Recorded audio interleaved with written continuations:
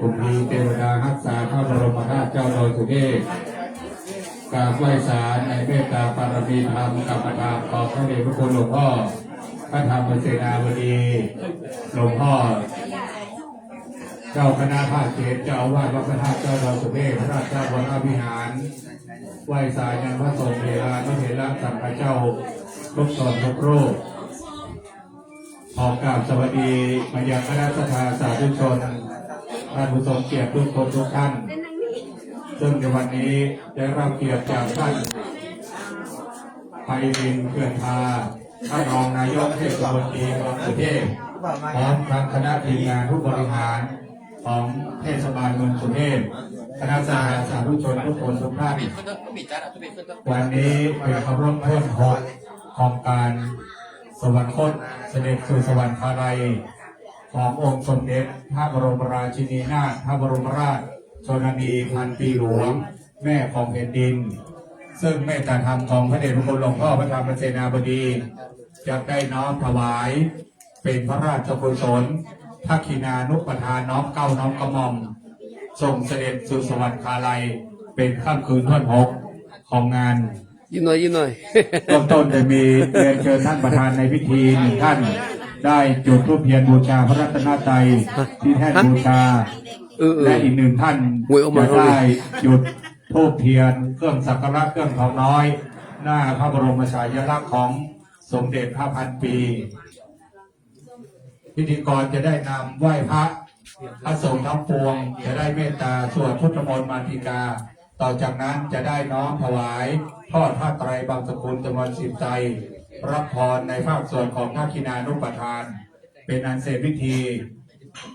ทักขินานุปทานน้อมเก้าน้อมกระหม่อมถวายเป็นพระราชกุศลต่อจากนั้นจะเป็นพิธีแสดงพระธรรมเทศนามหาชาติเวสสันดรชาดกมรดกของชาติข้ามคืนท่วน8การท่วน8เรียกว่ากุมารวันนี้ได้เวลาอันควรจะให้ประกอบพิธีทักขินานุปทานกับผมขอรับเกียรติจากท่านไพรินทร์เขื่อนทาท่านรองนายกเทศมนตรีเมืองสุเทพได้เป็นประธานอธิษฐานจิตจุดธูปเทียนบูชาพระรัตนตรัยที่แท่นบูชาหน้าต้นโพบูชาขอรับเกียรติจากท่านรองนายกครับผม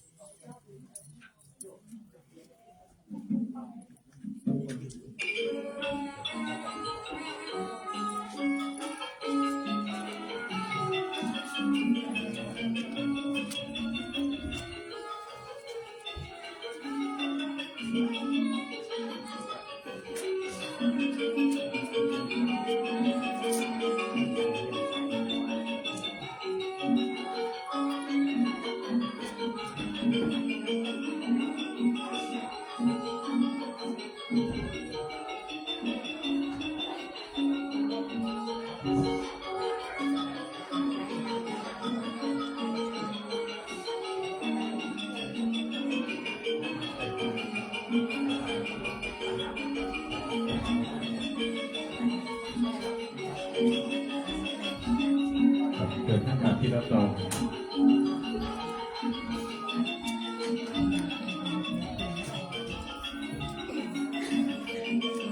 กลับต่อไปจากน้อมจุดธูปเทียนเครื่องสักการะเครื่องทองน้อยหน้าพระบรมฉายาลักษณ์ขอรับเกียรติจากคุณวิริยาใจมาศเลขานุการนายกเทศมนตรีเมืองสุเทพได้จุดเครื่องทองน้อยหน้าพระบรมฉายาลักษณ์เชิญทุกท่านยืนขึ้นครับผม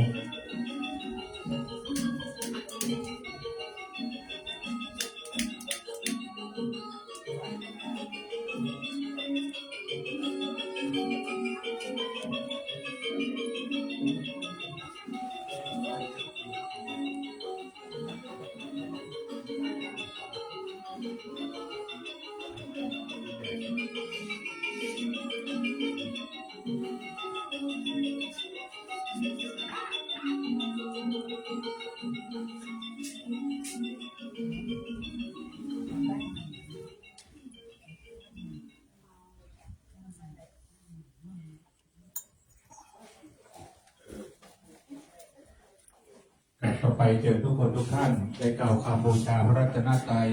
ไหว้พระขอกราบสามอิมินาสการเรนะพุทธังอภิปูชยามิอิมินาสการเรนะธัมมังอภิภควาพุทธังภวันตังอภิวาเทมิสวากขาโตภะคะวะตาธัมโมธัมมังนัมมัสสามิสุปฏิปันโนภะคะวะโตสาวกสังโฆสังฆังนามามิกับต่อไปพระสงฆ์ทั้งนั้นนะครับจะได้เมตตาสวดพระพุทธมนต์มาติการนะครับขอกราบนิมนต์ณบัดนี้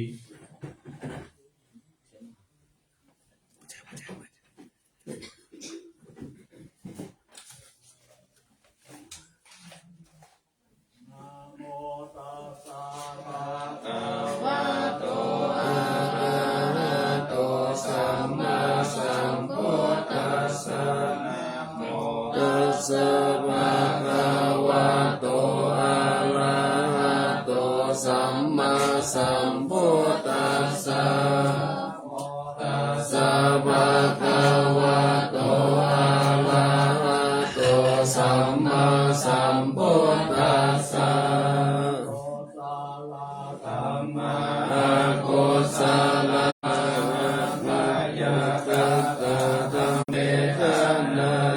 สัมปยุตตาธัมมาปุกายเวทนายาสัมปยุตตาธัมมาปุกายสุขายเวทนายาสัมปยุตตาธัมมาวิภากธัมมาเนสิกาธัมมาสังกิริตาสังกิริสิกาธัมมาสังกิริตาสังกิริสิกาธัมมาสวิตากาสวิจาระธัมมาปิติสหคตาธัมมาสุขาสหคตาธัมมาอุเปกขาสหคตาธัมมาศีลปะหาดาภะธัมมาภาวานายาปะหาดาปะติมาเทวทัสสะเนนะนะภาวานายาปะหาดาภะธัมมาทัสสะเนนะภะหาดาภะเหตุกะธัมมาภาวานายาปะหาดาภะเหตุกะธัมมาสเนนะทัสสะวานายาปะหาตาภะเหตุกะธัมมังปัจจยกามิโนธัมมาปัจจยกามิโนธัมมาเนวัจจยกามิโนธัมมาจยกามิโนธัมมาเสกาธัมมาเสกาธัมมาเนวะเสกานาเสกาธัมมาปริตาธัมมากักกะธัมมาอัปปมานาธัมมาปริตาธัมมานาธัมมามัปปะกะธัมมาอัปปมานาธัมมานาธัมมาหินาธัมมามัชฌิมาธัมมาปานิตาธัมมามิสัทธานิยตัมมาสัมมามานิยตาธัมมาอานิยตาธัมมามัคคาลัมมานาธัมมามัคคาเหตุกะธัมมามัคคาปฏิทิโนธัมมาอุปานาธัมมาอุนุปันนาธัมมาอุปาทิโนธัมมาอธิตา ธัมมาอนาคตธัมมาปัจจุบันนังอดีตธัมมานาธัมมาอนาคตธัมมานาธัมมาปัจจุบันนังธัมมานาอาสัตตธัมมาปะหิตาธัมมาอาสัตตปะหิตาธัมมาอาสัตตธัมมานาปะหิตาธัมมานาธัมมาอาสัตตหิตาธัมมานาธัมมาอานิสัสสนะสัมปติกาธัมมาทัสสนะสัมปติกาธัมมาอานิทัสสนะอุปติกาธัมมาธัมมานะปัจจายโยนิปัจจายโยอานันตาละปัจจายโยสัมมานันตาละปัจจายโยสังสัตตปัจจายโยอัญญมัญญปัจจายโยนิสัยปัจจายโยอุปาณิสัยปัจจายโยปุเรสัตตปัจจายโยปัจฉาสัตตปัจจายโยอาเสวนาปัจจายโยปัจจายโยวิกัตตปัจจายโยอาหารปัจจายโยอินทรียปัจจายโยฌานปัจจายโยมัคคะปัจจายโยสัมปยุตตปัจจายโยวิปยุตตปัจจายโยอัตติปัจจายโยนัตติปัจจายโยวิคัตตปัจจายโยอวิคัตตปัจจายโย สาธุกับพระสงฆ์ทั้งสี่โลกได้เมตตาส่วนพุทธมนต์มาติกาเจ้าหน้าที่ได้ลาดผ้าขาวรองโยงและผ้าปูสายโยงนะครับเพื่อจะให้ผู้ที่มีรายชื่อในนามดังต่อนี้สิบท่านเป็นตัวแทนของเป็นมงคลและพิธีทักษิณานุปทานนี้เป็นผู้ขึ้นทอดผ้าไตรจำนวน10 ไตรนะครับท่านที่มีรายชื่อในนาม10 ท่านนั้นรับผ้าไตรจากทางเจ้าหน้าที่แล้วมายืนเข้าแถวเป็น2 แถวแถวละ5 ท่านพร้อมกันทั้ง10 ท่านแล้วถวายความเคารพด้วยความเคารพแล้ว10 ท่านน้อมทอดถวายแด่พระสงฆ์ในพิธีต่อจากนั้นท่านกลับไปนั่งที่รับรองดังเดิมฟังพระพิจารณาจนจบ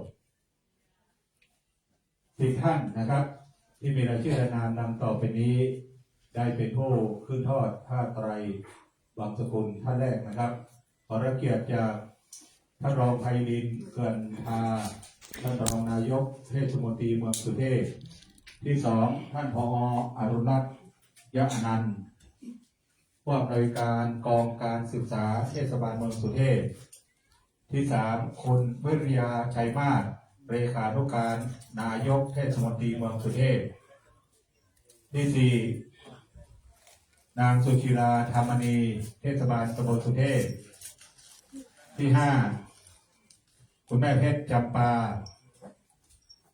ที่6คุณบอทองประสิทธิ์เขตกิจที่7สท.ธนพรธรรมณีที่8คุณลูกนภาทวิสุวรรณที่9นางนงรักตนเล็กและที่10นางอุษณีประเสริฐศรี10 คน10 ท่านนะครับ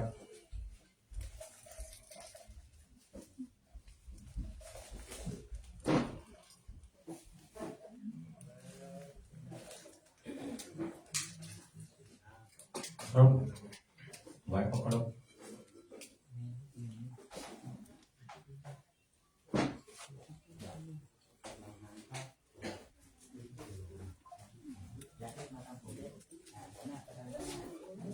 ครับทั้ง10 ท่านเลยนะครับ10 ท่านทอดไม่ต้องนั่งนะครับท่านไม่ต้องนั่งนะครับยืนนะครับทอดได้นะครับมาตามผมมาที่ครับมาไหมเดี๋ยวเขาจะวางพร้อมกันเนอะครับถือให้พร้อมกันก่อนนะครับถือให้พร้อมกันจะติดตั้งเป็นการบันทึกและการถ่ายทอดนะครับตอนที่เราถ่ายทอดทางสื่อออนไลน์ของวัดพระธาตุดอยสุเทพ ให้ทุกที่นะครับที่เปิดรับชมอยู่ในขณะนี้นะครับพร้อมแล้วทอดถวายณบัดนี้ พร้อมคร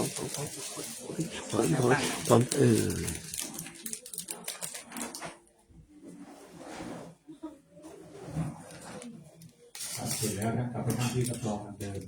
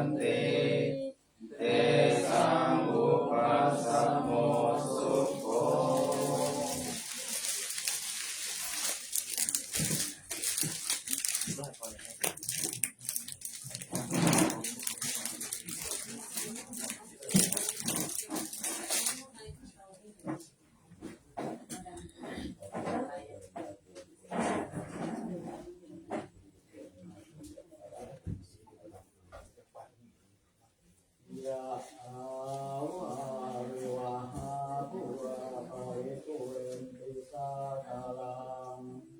เอวะเมวะอิโตตินังเปตานังโลปัสสะปะเตอิทิตังปัสสิตังตุมหังคิปะเมวะสมิจจโตสัพเพปุเรนตุสังกปายันโทปนะระโสยะถามณิโชติระโสยะถาสัพเพติโยวิวัชชันตุสัพพะโรโควินาศสันตุมาเตภวัตวันตรายโยสุขิติขายุโกภาวะอภิวาทาเน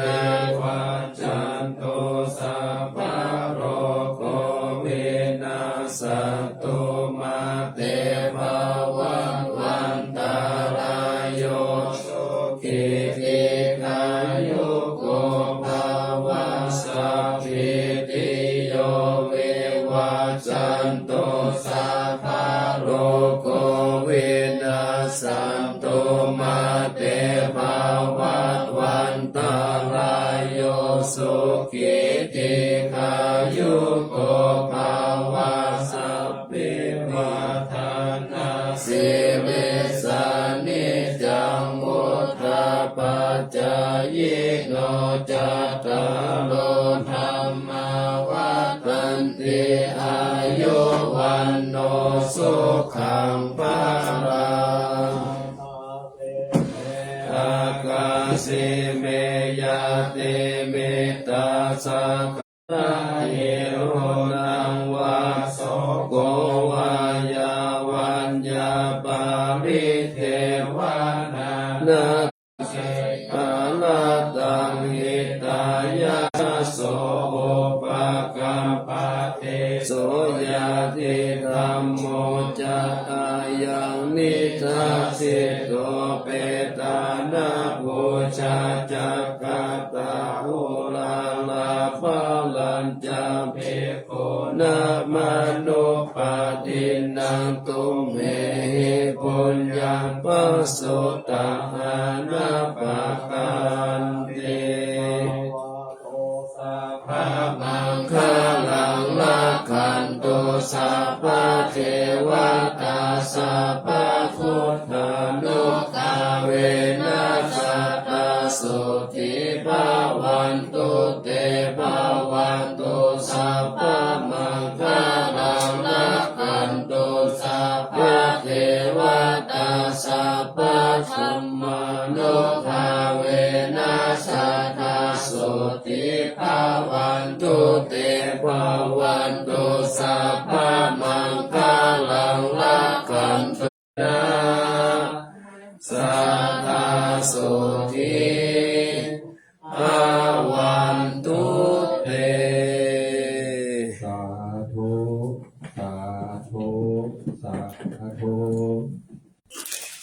101พระคาถาชะตาคนเกิดปีมะแม่หรือปีแพะคนเกิดชะตาปีแพะนี้พระบรมธาตุเจ้าดอยสุเทพเป็นพระธาตุประจำปีเกิดของท่านตัวเองนะครับ ซึ่งในค่ำคืนนี้เราได้กราบไหว้สาราธนาในเมตตาธรรมของท่านอาจารย์พระครูปราพีนวัฒน์ยานาสิทธิวาทีเจ้าอาวาสวัดยางโปงสรีบุรีรัมย์หนักรั้วตำบลไหยาอำเภอเมืองเชียงใหม่เป็นองค์เมตตาเทศเทศนาธรรมท่านอาจารย์นี้ท่านเป็นเจ้าของรางวัลสามเณรธรรมมาศทองของภาคเหนือของประเทศไทยในเขตภาคเหนือนะครับซึ่งได้รับรางวัลจาก